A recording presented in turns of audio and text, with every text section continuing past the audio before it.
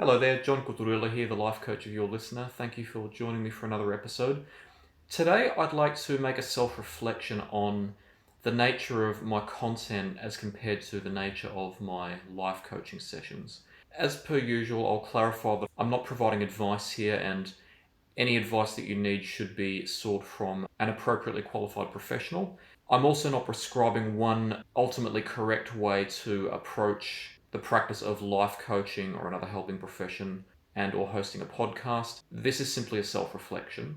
I understand that as I reflect on the content that I produce and the clients that I help in session, that some who haven't previously worked with me before might assume that the way that I discuss topics and present in my episodes of my podcast is identical to the way that I work with people in session, my own clients. I'd like to dispel that notion because while I am sincere about what I do and I do it with passion and I do it with a focus on being realistic and tending to people's best interests, the two situations have completely different requirements.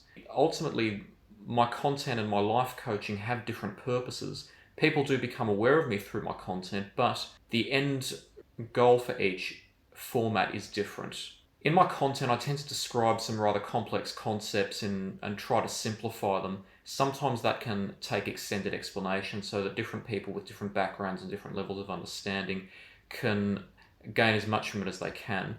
And I'll admit that I do tend to at times make some strong statements, and these are based on a variety of experience that I've accumulated, a variety of evidence that I've witnessed, and also a considerable period of time critically analysing these issues.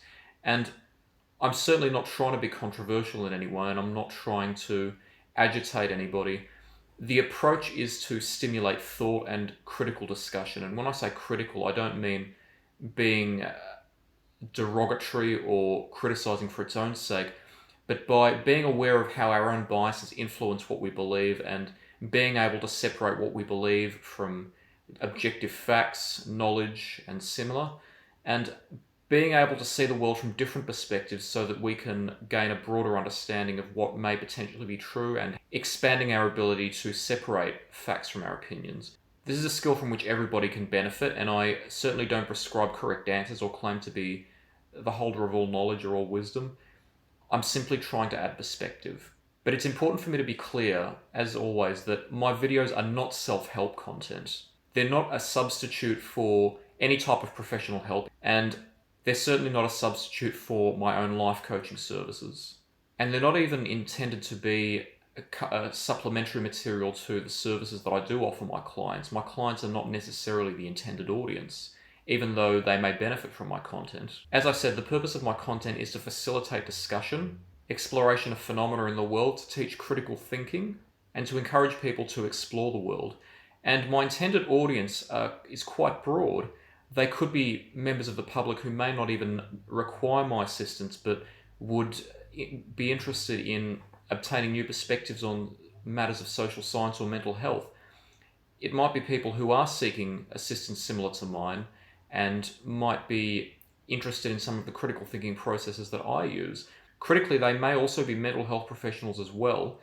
No matter how qualified you are and how experienced, everybody benefits from reflection and the perspectives of others.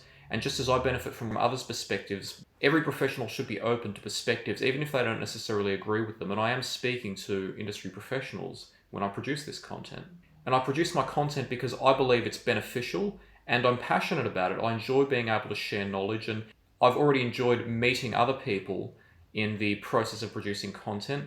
My first collaboration released was with my friend Ari Kulikov, and I'm looking forward to another collaboration that's soon to be released. I'm looking forward to also seeking other collaborators as well, and that's one of the parts of what I do that I most enjoy. But it's important to be assured that when I'm in a session with a client, I'm certainly not lecturing them on complex concepts and telling them how they should be living their life and critically making so painfully obvious all the irrationalities of thought. That's not helpful.